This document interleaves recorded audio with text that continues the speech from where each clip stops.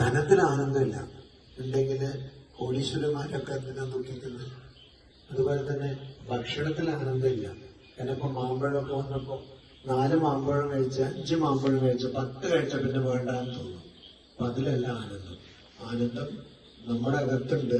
പക്ഷെ അത് ഭഗവാനോട് നാം യോജിക്കുമ്പോൾ, ഭഗവാനെ കുറിച്ച് ചിന്തിക്കുമ്പോഴാണ് ആനന്ദം കിട്ടുന്നത്.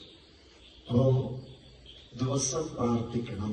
വൈകുന്നേരം വിളക്ക് തെളിയിച്ച് പ്രാർത്ഥിക്കണം. കുടുംബാംഗങ്ങൾ സമേതം ഇരുന്ന് പ്രാർത്ഥിക്കണം. പ്രത്യേകിച്ച് ചെറുപ്പക്കാരനെയൊക്കെ